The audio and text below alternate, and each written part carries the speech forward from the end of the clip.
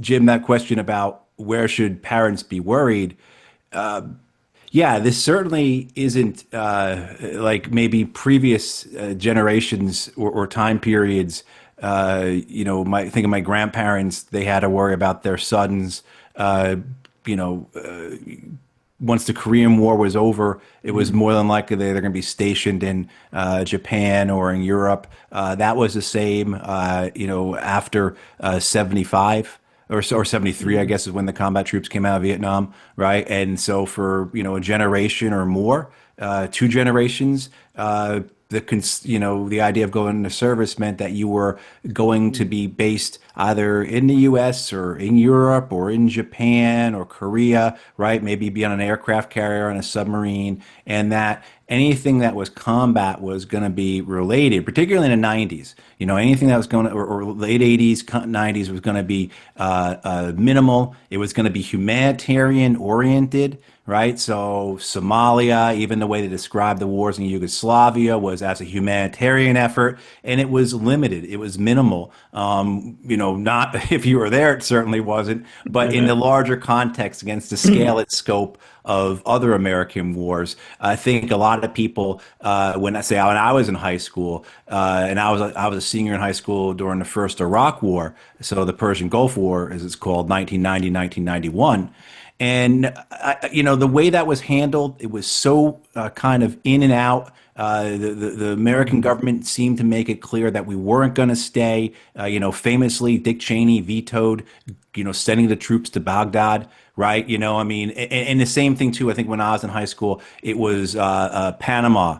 Right? So totally egregious, completely illegal, unjustifiable, et cetera, et cetera. Mhm. But it was in and out. Mhm. So I think the fear that parents had was that their kids would be participating in something that wasn't moral. To either say, like, in Panama, kick out the drug dealer we once supported, or in the first Iraq War, a war for oil, right? Or those types or things are going to be tragic and mishappen, right? Like Mhm. Somalia. So, Mhm. of course, after 9/11, that all shifts to where the United States in permanent warfare.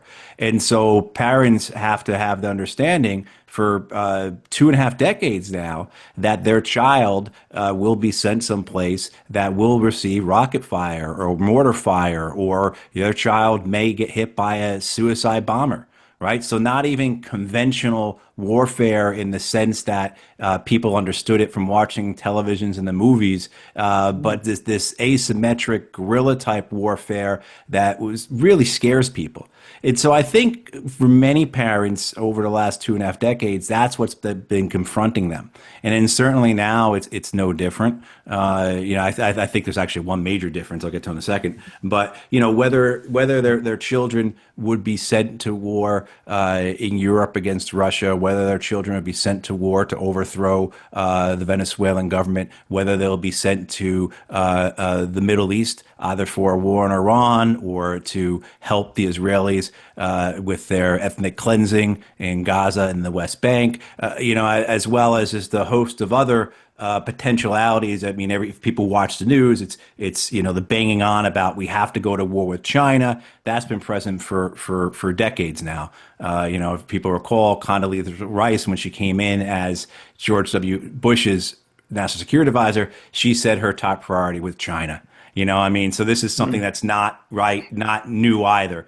So I think the addition to all of that, though, is this idea that your child may be put on the streets of an American city, right? Particularly if they're joining the National Guard, that your Mhm. child may be mobilized, put under federal orders, and sent to occupy an American city, not even in your own state, just like we're seeing with the Mhm. soldiers coming up from Texas to occupy Chicago. So Mhm. I think that's what parents are looking at right now as as they see their children. And this is, one of those things that weighs on recruitment. Supposedly recruitment's gotten better in the last year or so, but these things come in waves. But overall, over the last couple of decades, recruitment has been very difficult for the U.S. military across the board.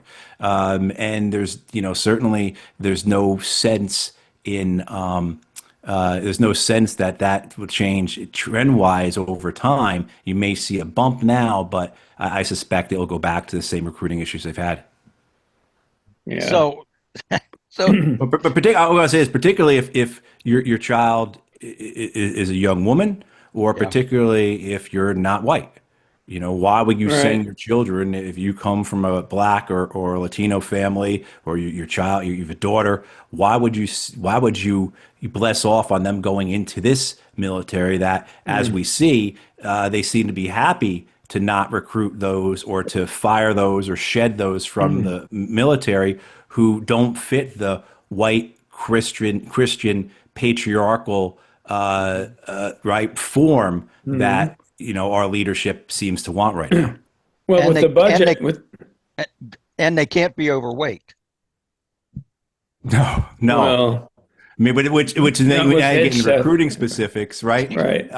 Now you're talking about just as a general issue for our society. I forget off the top of my head. I didn't know we were talking this deep into recruiting, but like it is something like 2/3 or some high percentage. I Yeah. encourage people to Google it. Mm. Very high percentage of America's youth do not meet the Hmm. standards for military service, Right. which is a problem for our society in a host of ways, but also Yeah. too for our military. Well, they're recruiting for ICE so Right. heavily now. Maybe they don't have the same criteria they have to worry about. And they But get you that think big about that though. bonus. You think about that though, Harvey, with the ICE recruiting. How much will that take from the recruiting for the military? Right. They're going Right. to be competing with each other. Right. Exactly. Yeah. Because at this point, if you want to join the military, particularly say the National Guard, and you're seeing what's the National Guard being used for, well, Yeah. I can join ICE. Right. Right. And Yeah. yeah, particularly if that's your bias or that's what you want. Right. Yeah. Well, I don't know if